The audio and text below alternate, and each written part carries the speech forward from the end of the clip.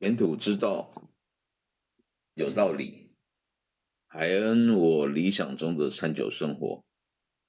今天这一集比较短，因为前几集讲了比较繁杂，所以说一些简单的东西，最主要是要谈餐的部分哦。因为我觉得我一直标榜说要餐酒搭配嘛，虽然说实际上能够餐酒搭配的地方餐厅不多，以台湾来讲是这样子了，所以呃，我只能尽量介绍一些好吃的东西，因为毕竟之前曾经有出版社要我去写这种美食导览什么的哦。当然，我写美食导览不是那种就一网打尽那种，或是 Google 那种，因为如果那个东西其实虽然大数据有一定的代表性，但是有些东西是你要吃过哦，真还是跟点年纪是有点差。我不是说年轻人就不了解，而是说有些东西就是年轻人没有吃过，这个对年轻人没有不敬哦，只是意思是我已经是老年人了。我今天早上去台北了，其实我去台北常常，嗯，我在台北生活20几年，在花莲生活了20几年，呃，经历过2个年代哈。第一个年代当然就是花莲那个从小长大的年代嘛，那时候那个呃吃的东西，其实可能各位朋友们会觉得听得会有点讶异，就是说，其实在花莲呢，当时因为要盖北回铁路啊，然后又要盖这个中横公路啊，花莲港啊什么，其实很多农民的这个朋友。所以其实当时在花莲呢，有不少间有名的这种所谓的外省菜，还有大陆的地方菜的餐厅，江菜啊、上海老大房啊、汉宫楼啊、青岛豆浆啊，然后还有我记得在雅士都那边也有一间餐馆，当然也不少牛肉面店。其实我们家在花莲呢，我的亲戚啦哈，就我阿嬷他们开的，其实我从小都吃到大，很有名的牛肉面店。那所以我的牛肉面非常挑剔的，因为那个整个制作流程其实我大概都知道，我常常去那边看，然后刚做好的东西我会偷吃，而且那个我阿嬷我外婆啦会帮我特别准备那种小朋友的那种小盘子，说是小盘子，但是其实也是大盘子，她会把我所有爱切的那种料，比方讲牛腱肉啊、牛筋啊、牛肚啊、酸菜啊，还有什么一些豆干啊、海带啊什么的，她都特别帮我弄成一盘。然后那些东西其实各位可能不太理解哦，就是说它的重点就是那个你还放了辣椒，然后再加上一点那个醋，那辣椒一定是用那种比较北方口味，比较就是中国那边的口味的那种辣椒油哦，那种去台湾话叫做表，就是去煮出来的辣椒油，而不是那种一碗红红的那一种的，不是那一种。然后真正会吃的其实是要咬底下的那个辣椒的那个粉末，就是因为他们在煮之前都会稍微去呃，就是用火去炒，所以那个常常是本身有很浓的那个香气的味道，这个是真正在吃牛肉面的人才会知道的东西。很多人捞到上面的油，上面油当然是可以增加辣味了，但是底下是会增加香味和脆度的。所以如果你就是对这方面有偏好的话，我建议下次可以这样尝试看看。然后店家的酸菜一定要试试看，因为以牛肉面来讲，酸菜是非常重要的角色哦。那除此之外，这个跟清酒也有点关系了哈。我这样都把我的家底的一些东西讲了，不过因为我外祖母他们都过世了嘛，我母亲也过世了，虽然她有教我留影片的教我们怎么做，但是其实我如果开一间牛肉面店，在这个沿海，这个台二线这边沿海，应该会蛮有名的。依照我的所学到的东西，那它里面有一个就是它的那个有关你的中药的调法，因为这些东西又跟本身的材料的组合是来自比较眷村的东西是有关。至于我家为什么会跟眷村扯上关系，这个就是因为私人的事情，我就不多扯。但是我是台湾人，我是一半客家一半闽南，然后周遭很多外省朋友，也有很多原住民朋友，因为从小就在花莲长大嘛，所以对于这些菜包括原住民的料理，其实我并不会不陌生，我都还蛮了解，吃过很多东西。像我今天要谈的其实是在花莲有一间餐厅，有2间餐厅，其实我是建议大家一定要去试，应该讲3间了哈，但是一间已经不在了，那我干嘛提呢？它有传承的那个的餐厅，虽然不在不在花莲，然后另外2间店呢，2代接手之后，甚至3代接手之后有改变，但是无论如何，你还是可以吃出它的那个味道虽然说味道跟以前差了真的50%有吧，可是这没有办法，就是说人家也是要赚钱啊，人家有他自己的想法，那店又不是我的。那有些东西老派的做法呢，基本上就是一步一步来。新派的做法呢，可能就是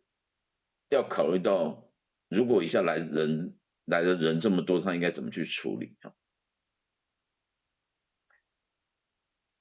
这个节目最后我会提到说，有关的牛肉面最后面也有一个小小的重点，但是这个东西其实我之前在谈清酒的时候我有讲过那我先讲3个食物嘛，第一个是豆浆，你说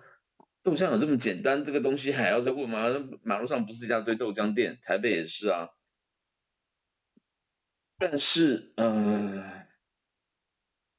你有喝过真正的豆浆吗？富航豆浆当然很有名，我不晓得他们怎么做，但是喝它的味道，我知道它是纯粹是用我们不管什么基因改造不基因改造，那个东西其实我个人觉得它不是一个重点，因为现在很多食品其实也是基因改造的，不然你以为芭乐现在这么甜？你以为什么无籽西瓜随便种就会有无籽西瓜吗？你以为它单纯的只是 mutation 变异种吗？太多东西其实慢慢在改良。别的不谈，比方讲说抗菌啊、抗寒啊、抗就是产量啊变大啊等等的或是甜度啊、酸度等等，这些东西难道不是人去慢慢去做调整的吗？你说基因工程是人类直接去改变里面的那个呃这些物质的基因组成RNA、DNA、RNA 的部分，但是它基本上你说如果单只是靠 mutation 就变异的话，它只是自然去改，这个就是所谓的天择人择之间的问题而已嘛。反正现在这个以地球目前的状况来讲，世界最多的谷物是玉米，如果没有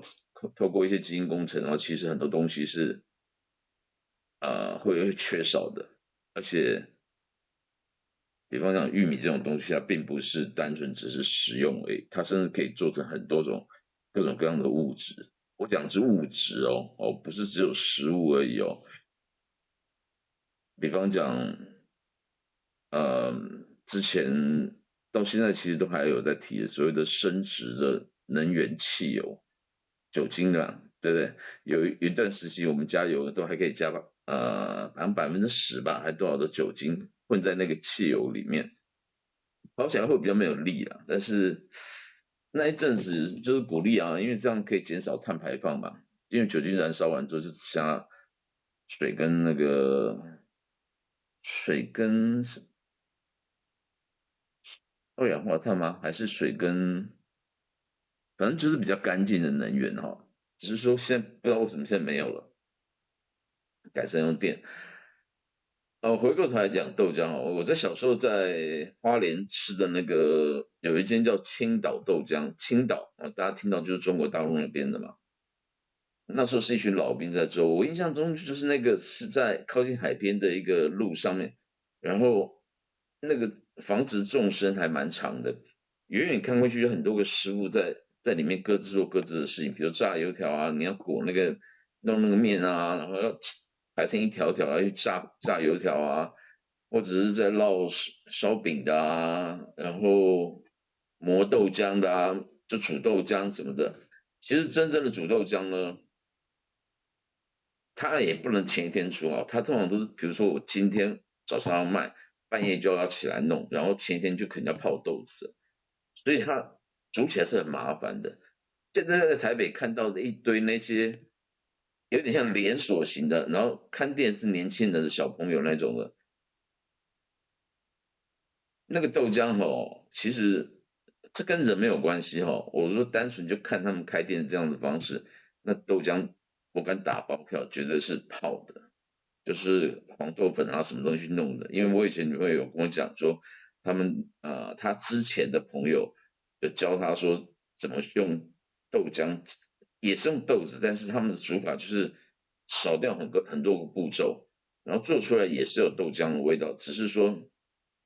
没有那么好喝。那更何况现在还有什么豆浆的粉啊，什么东西泡的，那你喝起来一点豆浆的味道都没有，因为凡是你已经可以做成像粉末状的东西呢，里面怎么去改变我们都不知道。但是豆浆如果就像清酒一样，是从米这样开始浸，开始慢慢去做，然后去煮的话，通常以豆浆来讲，通常会有一点点焦香味是很正常，因为豆子是很容易烧焦的。然后豆浆那个磨成那个渣子啊，就是豆渣混在那个水面这样去煮。其实豆浆就是豆子黄豆再加水，然后把它打碎混合都再才开始去加的嘛。当然中间是不会调什么糖什么东西，所谓甜和不甜全部都是最后要上桌之前才去加的料。可是豆子这种东西呢，混在那即便它磨碎了，混在那水里面去煮的时候呢，第一个它很容易起泡泡，然后豆浆里面也会有那种豆蛋白。豆蛋白是什么？豆蛋白煮一煮之后，你那个豆浆上面就会浮一层那个豆皮，所以他们会拿一个筷子去把它捞起来挂起来。在台东有一个很著名的，好像开在乡下的一个店吧，我忘记在池上还是在哪里，就是他就是专门就是弄豆皮给你吃的嘛。那种就要豆子里面要挑蛋白质要比较多的了。哦，可是我现在谈的也不是这个，就是说呃，豆浆有一点点焦味是很正常的，因为你这样煮的过程中，一定会有一些沉淀在底下的，比较容易受火候的影响，会比较有焦味。可那种焦味，其实我觉得那个才是豆浆的提壶味哈。如果没有这种焦味，感觉吃起来就不像真正的豆浆。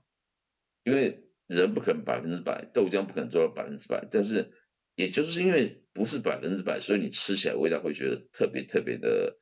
香醇浓郁，它水也不会加到非常多，那个豆子有豆香，还有一点点烧烤的味道，真的很好喝。我是不习惯喝那种咸豆浆，我喜欢喝甜豆浆，而且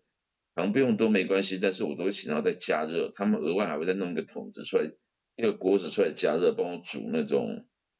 豆浆加蛋，我喜欢甜豆浆加蛋这样吃，吃完觉得很满足，真的很满足。那现在这样的店其实在台北也不多啦，在宜兰这边我好像也没什么看到，也许有啦，但是呃你要知道它是不是真正的磨豆子然后去做，它一定要有那些器具在泡豆子的磨豆子的那些小的那个那叫什么气啊？就是反正就磨豆机哈，然后再加上这个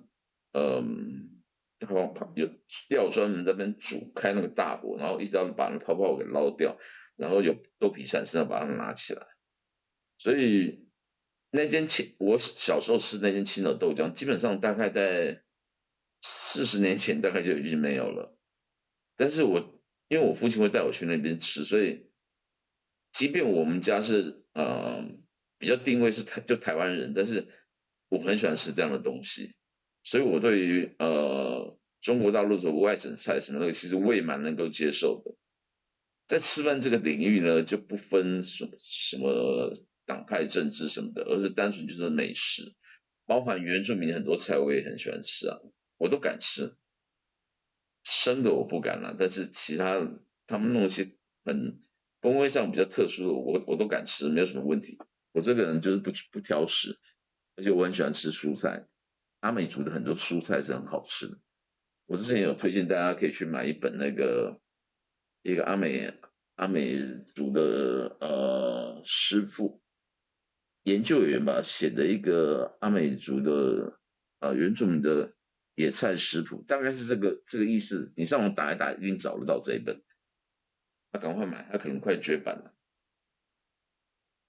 那新岛豆浆后来没有了之后呢，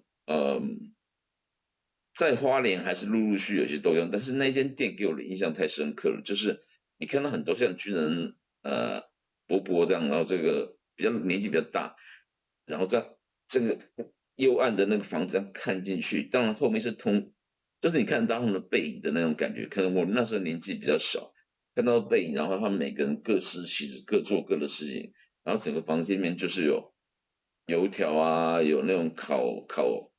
烧饼啊，做馒头都是手工做的，然后再加上这个豆浆啊，或是那是有蛋饼吗？我不晓得。我印象中就是这些东西，然后这样炸起来这样吃，现吃的，然后豆浆喝很好，很棒，很舒服。然后可能他们年纪大了吧，就没有做。另外一个就是，当然这些东西如果不是我父亲带我去吃，大概我也不会知道，所以我猜很多老花莲人也不知道那间青岛豆浆店，应该是福建街，在可能靠近海边那边，已经找不到了啦，因为那起码40年前就没有了。但是大概差不多在20几年前的时候，有一个呃有一次我回去，我父亲也会带我去买东西。我说买什么？他说买馒头。我说买什么馒头？就是跑到人家这样家里面这样去买，因为他是一个河南的老乡，专门在做馒头，不是像山东馒头，但是他是河南人去做的一个老兵，然后他做了没挂什么招牌，所以我不晓得我父亲是怎么找到。我父亲有这个天赋他就会找到很好吃的东西。这方面我觉得我有遗传到他，就是说我不会因为看评论而怎么样，而是有时候我看到某些东西的时候，我就会特别去追根溯源，然后去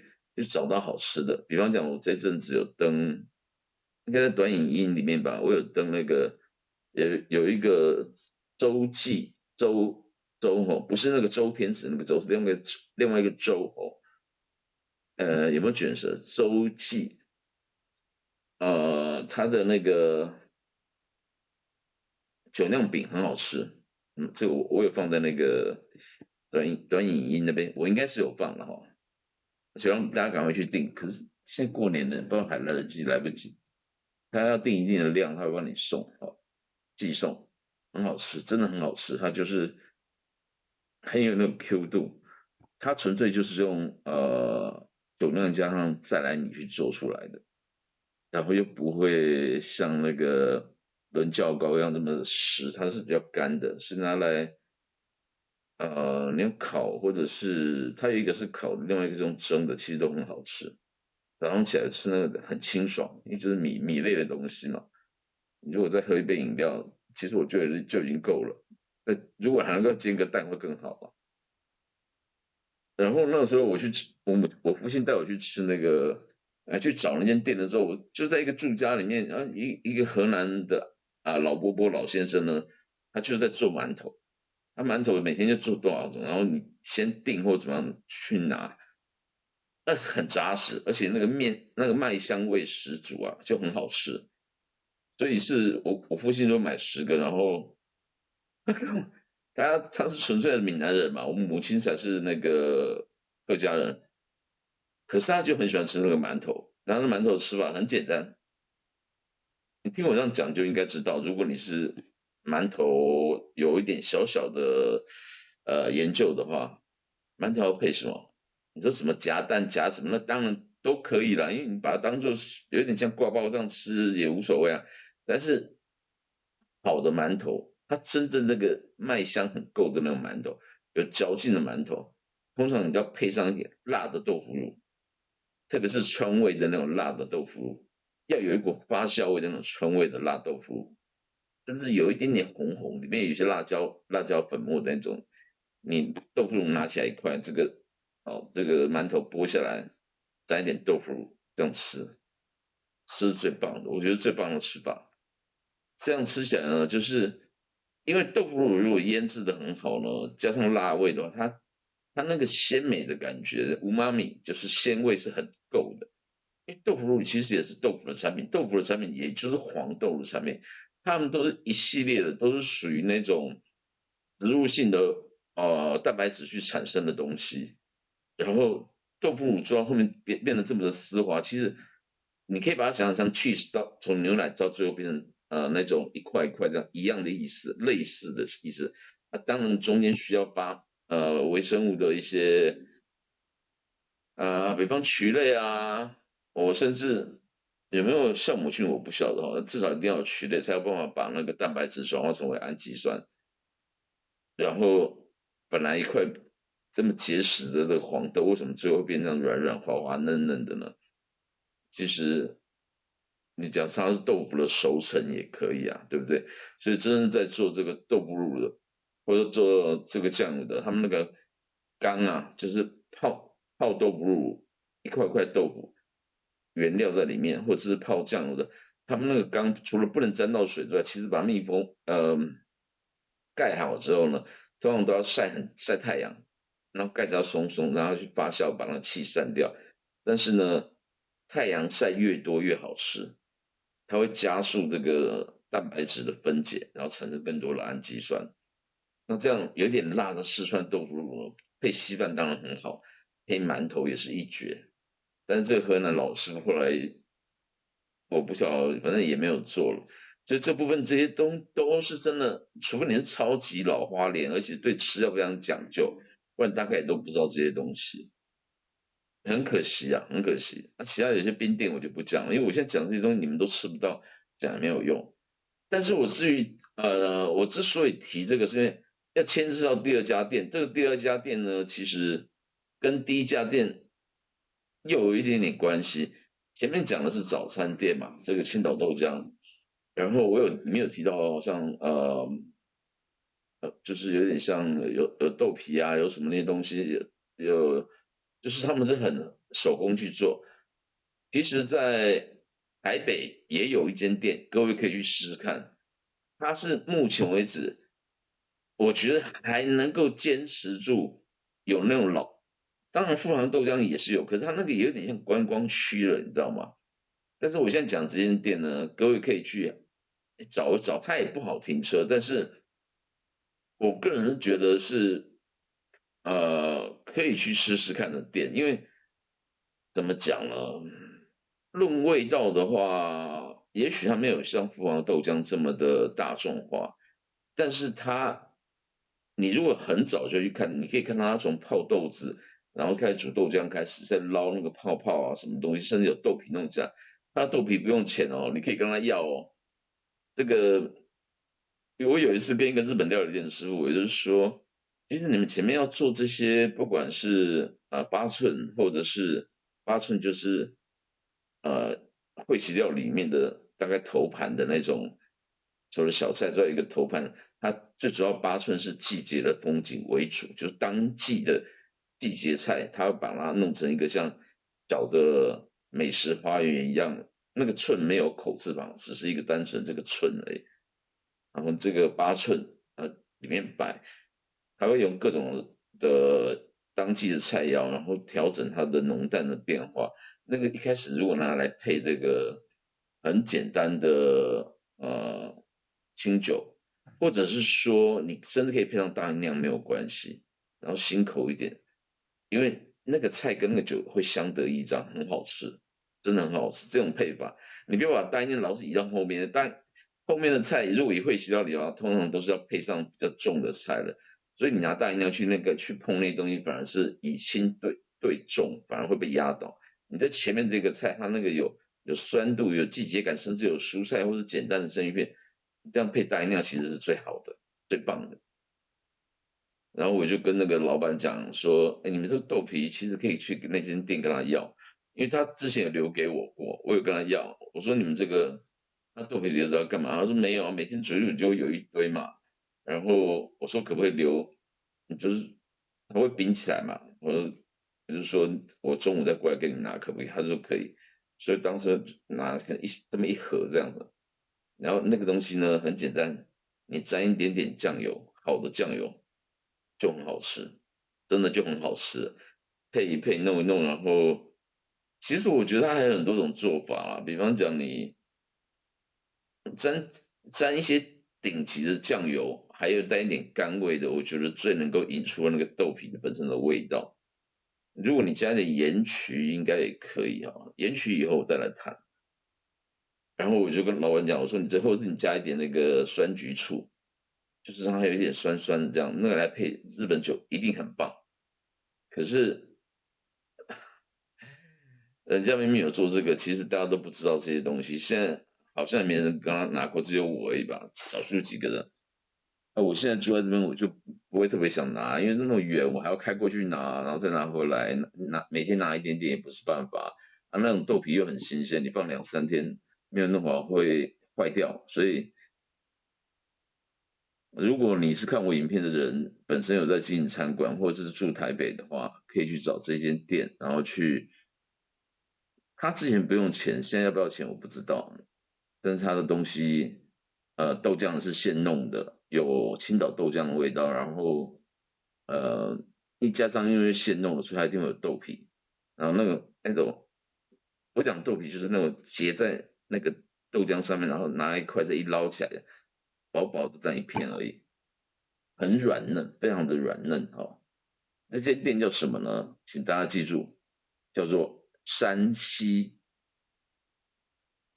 东山西嘛，那个山西小小两个小字，在国泰医院附近，仁爱路国泰医院附近，山西小小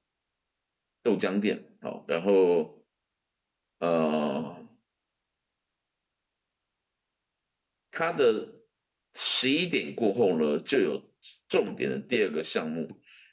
那要做什么？做午餐。然后这跟花莲的那间店，又可以牵得上关系。花莲的第二间店，我要讲的是有一间在花莲市中正国小旁边有一个是好像叫自强街吧，反正你们上去查花莲中正国小，中正就不用我讲了嘛。中正国小旁边有一间店叫做山西刀削面。山西刀削面，刀削面也是山西很有名啊，那一团面团这样去削出来嘛。但是我小时候吃的东西都是就是2个锅子，这个锅子是专门在煮那个面条，就是应该讲3个锅子啊，一个锅子就专门一直在削那个面，然后那个面像一道流星一样掉到那个沸水里面，然后他们再捞起来之后，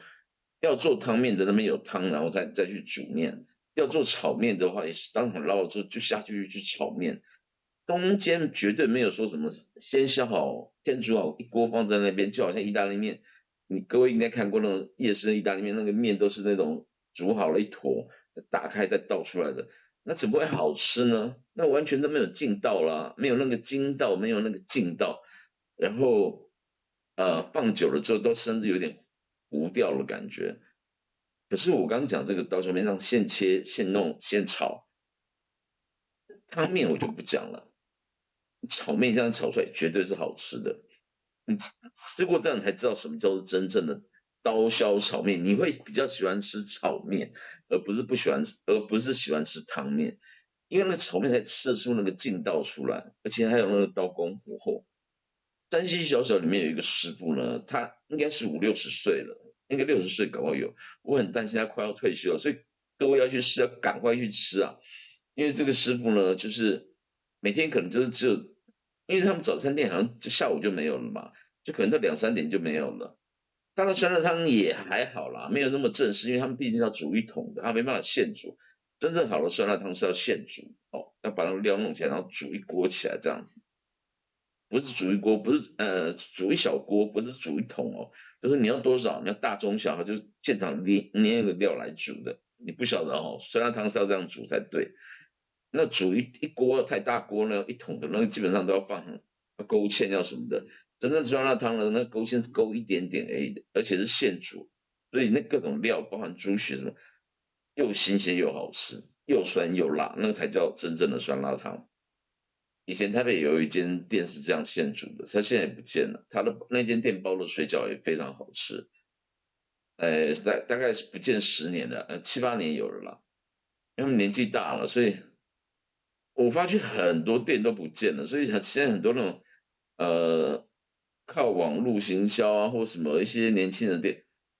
我还在强调一句，我不是说你们的口味不好，而是你们吃的东西跟我们之前吃的东西就不一样，而且我吃的东西你们再也吃不到了，真的再也吃不到。山西小小的它的早餐呢，还有它的那个下午中午11点半以后开始卖的那个刀削肉丝刀削炒面，你可以点一个酸辣汤，但是酸辣汤不会像你想的这么的好，但是也不错了啦。它没办法现煮，它炒那个面的话，就是目前为止还可以看得到他们赶快削，然后去烫了之后赶快把它拿下去。但是呢，即便如此，如果客人很多，因为那附近在国泰医院附近而已，所以如果下午很多人的话，上班族什么的话，他也不一定能够这样现炒，然后马上去在这边弄，他可能也会先开始一直煮，一直煮，一直煮，那火候就会差一点了。可是那师傅在炒那面还是有他的水准在，然后请记得要加他的辣椒，我刚刚讲那个用干辣椒去煮出来的辣椒油，他们自己调的，加上去，你不要怕，它那个只是香，它不会很辣。我通常都加一堆，然后再淋那个醋子，然后如果你觉得味道要再重，你还可以再淋一点酱油，真的非常非常好吃。我因为有一段时期，我母亲过后，我的血压比较不稳，所以我固定会去国泰医院，大概每3个月会去门诊。其实以前我家住在那边，其实门诊很方便。后来稍微远一点的时候也不会麻烦，因为都在台北市。像现在去宜兰的话，我还是坚持会去台北去看那个门诊。除了那师傅，不是师傅啊，除了那个医师呢，国泰医院那个医师呢，我跟他看了一阵子了，他还蛮了解我的状况，然后该像今天我去台北抽血嘛，去国泰医院抽血验血，然后这个抽血，然后礼拜六我还去台北要看报告，跟那师傅约，然后不是跟师傅，跟医师约。另外一点我的期待就是哇，我可以去吃到他们那旁边的那个刀削炒面。但是今年这几天这一阵子好像他礼拜六好像就没有下午就没有炒面了，我这一点我会觉得非常失望，因为我在台北没有吃过这么好吃的刀削炒面。我只要有看到有刀削面的炒面，我都会想去试试看。但是他们要么就木须肉，就是那种淡的，不然就是火候不够，不然那个面就是先煮好的。那个有一点镬气的刀削炒面，一定要去试。山西小小，如果他还在，不，如果他礼拜六有营业的话，不然的话你要趁这个可能礼拜一到礼拜五吧，看你们如果是在台北的朋友看怎么去吃，我就不知道了。他从11点半可能到1点半左右，时间并不长哦，所以请把握这个时间。而且那师傅，我觉得他年纪也大了，所以还会有几年我们不晓得，就是说人家都已经可以退休的年纪了。那个刀削炒面非常好吃。然后如果你不是在台北，你在花莲的话，就是我刚刚讲的，在中正国小旁边的那个自强路那边有一个山西刀削面，那个是更正统，因为它专卖刀削面，它有汤面有炒面。我拜托各位，你一定要吃炒面，然后点它的酸辣汤，然后酸辣汤煮的比台北山西小饺还要好。那一样，他们辣椒你一定要去用，它的小菜尽量去点，因为真的都很好吃。当然啦，如果你去吃，你不要失望，是因为它毕竟已经二代、三代在传承了，有些东西它也是会有点偷工减料了，就是先炒好或怎么样的。但是那个才是老花脸会去吃的店，因为它开了从我国小经营到现在嘛，你说第三代是有可能，就是开这么久了，你去里面去看去吃饭的几乎都是本地人，而且就是包括原住民也会去吃哦。打包啊什么的都会吃那一家，他一家那个炒起来一个特殊的镬气，真的很美味。但是现在的美味大概就是，如果是以前的美味如果90分，现在大概就是美味都40分到50分，但是他已经吊打了一堆这些台北市或其他不纯的刀削面了。因为那个他专营刀削面，所以他那个面团啊，包含所有的整个器材，那些小菜等等，都必须是属于同一套系列的东西。所以我的意思说，他没办法专门经营刀削面，去经营什么切干米啊，什么那些没有办法，他就专营刀削面而已。他也有汤面，也有炒面。汤面的话，我是觉得也可以，但是吃炒面才是有它真正原来的那个精神，配上一个酸辣汤，然后它辣油很香，一定要试，也不会很辣，很香。里面那个末一定要试，那个辣椒末一定要试试看，然后加上醋、白醋，还有它的一些小菜，它的那个泡菜也很好吃，请一定要去试试看，那家也不贵啊。我每次回花莲这一家面我一定会拨一天去吃，不是只有我，包含比如说我跟我姐姐回去的时候，我们也会去吃这一间，一定会有一个晚上、一个中午或一个晚上去那边吃这一间店，即便回花莲只有几天的时间，一定会有安排时间去吃这间店。然后它又不是餐馆，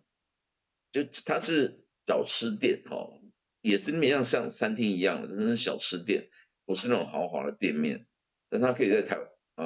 湾在花莲生存这样40几年，你就知道它的厉害在哪里。可是我真的很少看到有人在介绍这间店，或是他们看的角度是不一样但是拜托，那个才是真正的刀削面，一定要去试试看。然后第三间呢，就是在花莲现在名声已经不如以往了，但是我还是讲以前嘛，老人就喜欢忆从前嘛，它就是鲁豫小馆，鲁山东嘛，豫是哪里啊？我不管了，反正这是中国那个地名的缩写啊。鲁豫，豫是山西吗？啊，反正鲁豫，呃，鲁豫小吃，这应该很好查嘛，就是鲁国的鲁，豫的话是一个，这什么写？豫，等一下看字幕会不会显示正确？鲁豫小吃哈，豫是一个豫，然后旁边好像一个像那个豫，鲁豫小吃，它的面片很好吃，面片它不是刀削面，它是面片，那个是用切出来的那种面片，薄薄的这样子。现在怎么样我不知道，其实我差不多10年没有吃了，但是它一直还存在，就是在那个靠近美伦那个地方，鲁豫小吃啊，大家上网去查，旁边有一中豆花，一中豆花其实还好啦，那个是后来才出来的东西。鲁豫小吃也是开了很久，它历史都跟我讲那几间店一样久哦。那鲁豫小吃呢，它最有名的其实应该吃它是肉丝面片或者是猪肝面片。它的那个汤面哦，那个面本身都是比较浓稠的，有一点勾芡的感觉。然后它的吃法，我要强调是它的吃法，很多人不知道，这是我父亲教我的。去吃那面片呢，因为他们辣椒也是自己做的。以前呐、对不起，因为我已经差不多有7、8年没有回去，所以现在状况怎么样我并不清楚。但是如果还在的话，各位就是按照我这个方法去试试看。那个面片呢，其实面片就是除了面是用切出来的，然后面条很宽大哦，大概跟我们贴那个 OK 绷那种那种宽度可能要再大一点。面片煮起来在一锅，我讲过，只要肉丝、海鲜或者是猪肝，通常我都吃猪肝面片哈、肉丝也不错。然后它端上来之前呢，你就可以去旁边调那个料，有点像沾水饺那种调料，调它的那个辣椒酱一样，他们也是那种传统的，就是北方口味的那种辣椒嘛，辣椒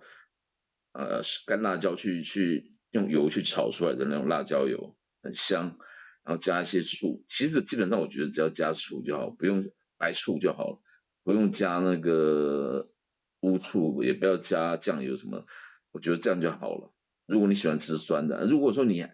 对酸还有一点那个，那也许你就再加一点点酱油就好了。把这3个调好了之后呢，然后面来了之后，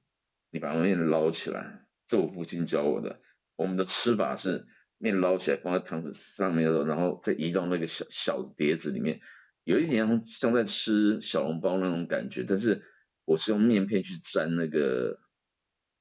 有裹着汤汁的面片去沾我的那个蘸酱，那蘸酱吃完再调第2盘就对了，然后这样吃，这样吃。因为那个面片它是很大一片，它会裹到那个汤汁哦，然后那汤汁就是有肉的鲜美啊，海鲜的鲜美，然后再沾上那种酸酸的这样的辣椒哦，那个醋真的很重要，辣椒很重要，千万不要舍得不动了，不弄那个味道就会少了一味，因为面片本身有它自己的味道，它的味道就比较偏向咸鲜什么的，可是你偏向这个有辣和一些这个酸的话，是会让它觉得更平衡，然后这样吃，然后中间再捞一点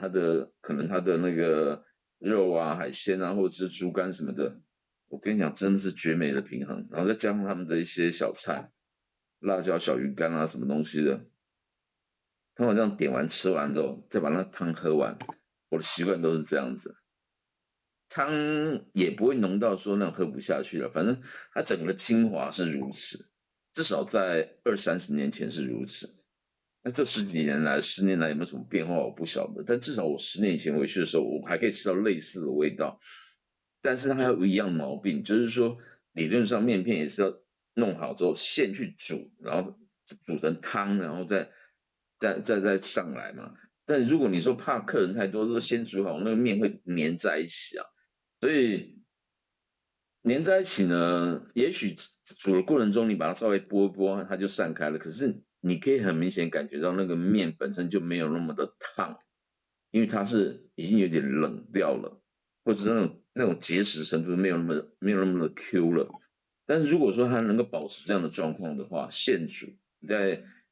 刚好在饭点前一点或后一点再过去的话，也许你可以吃到那种很正统的这种面片。然后请记住是要这样沾着这样吃，沾这样吃，然后再来喝那个汤，这样是老花莲的吃法，至少是我父亲他们传承过来，因为我们都是花中毕业的嘛，然后这个传承过来的吃法。这几间店呢，鲁豫小吃，不要看网络上写的东西，按照我的方法来吃就对了。然后山西刀削面的炒面，请记住炒面，不要再去给我点什么汤面了，就炒面。有人讲不听，就点汤面，然后跟我讲不好，没有那么好吃，吃炒面好不好？然后你如果可以的话，你可以跟店家讲说，可不可以给我现炒的？如果他是忙得过来的话，然后当然这个前面讲的什么馒头啊，或者是青岛小吃没有了，那青岛小吃馒头包含刀削面，你可以改到台北去吃，沾西小小，沾西小小，2个小，大小的小，就这样去查这几间店，都是很好吃的店。最后我要做一个收尾，就是说我阿嬷外婆以前弄牛肉面呢，每次煮好了牛肉面之后，通常我们有2个汤头，啊，这个现在讲一个没有关系。有一个汤头是比较浓郁的，真肉块都在里面的那一种的，然后它真的比较浓，所以那个是有一点英文来讲 condense 吧，就是浓缩的那样子牛肉块的汤汁啊，牛肉啊很嫩都在里面，因为它维持一个热度，然后肉软软的这样子，然后煮完了面之后弄这个面放到汤面弄到先把汤弄起来，不是这个汤，一般正统牛肉汤倒起来之后把面煮起来之后把它放上去，稍微卷一像拉面一样把它稍微拌一下之后呢，然后就是捡这个牛肉块加进去，然后再一匙两匙的那个比较浓郁的汤去做调味，让它味道就因为这个汤的味道跟这个味道来讲，它比较浓，所以就层次感就拉上来一些，然后再放那个烫的小白菜啊什么东西的，这样就很好吃。但是呢，我阿嬷还有一个秘诀，外婆有一个秘诀，就是外公外婆他们会要盛上来之前，放到那个铁盘端出来之前，还会再淋上一点点米酒，台湾红标米酒，然后稍微再搅一下，非常非常好吃。我以前我阿嬷家，我们我外婆家他们这牛肉面呢，就是经营有成，然后曾经是曾经是蒋经国在台湾的10个朋友，就是呃不是大餐厅，就路边小吃这样的朋友，所以我小时候跟蒋经国握过2次手。因为他来的时候，我们家离外婆家很近啊，我外婆会找我过来，然后我还握过他的手，还摸过我的头，然后他讲的话我听不太懂，反正那时候年纪小小的，大概4、5岁、5、6岁这样，然后就是跟着在那边就是看了很多水浒啊什么的，然后那面呢，当然现在我舅舅啊，或者是他们有一些更改或什么的，味道已经跟以前不一样了，坦白讲完全不一样了，也不会不好吃了，但是味道都不一样了。那我外公外婆也都过世了，以前我妈妈在家里也会煮，因为我外婆会教她，她也会，就是以家里的水准，她煮出来的牛肉面已经非常非常好吃，这吊打真的是外面在卖的这些店家了。可是煮一次牛肉面很麻烦，但是我有很庆幸，就是说在我妈妈过世的前几年，她有一次要煮牛肉面的时候，她特别我拿那个手机什么然后去拍她整个煮的过程。然后我有记录下他怎么弄，他会跟我讲说他怎么去处理这些东西。有时候我在想说，我录这些东西，或者是我在早期在弄海恩什么的，不如我来卖牛肉面不是更好吗？对不对？因为我弄的一定比很多店家弄的好吃啊。因为怎么讲，你既然吃过看过，然后你又知道它诀窍在哪里，像现在冬天吃碗牛肉面就很舒服。哦，题外话，在这个题外话就是，我觉得小七的那个牛肉面已经很好吃了，但是我不晓得很多店都没有牛肉汤面哦，它里面很多牛肉也有一定的水准。然后这阵子呢，我买这些东西回来，我自己都会加料。你可以烫一点青菜，可是有点麻烦因为青菜下去有一个问题，你要小心的是，那青菜的水分进去的时候，那汤头就没那么浓郁了。但是现在有一个改进的方法，就是说那个微波完了之后呢，在家里微波完了之后，那个温度要够700瓦的那个大概你要6分钟吧。如果你的那个面本身放在冷冻库的话，冷藏的话大概不用这么长，但是你自己要抓一样的时间。然后弄好之后呢，我会像现在有在出那个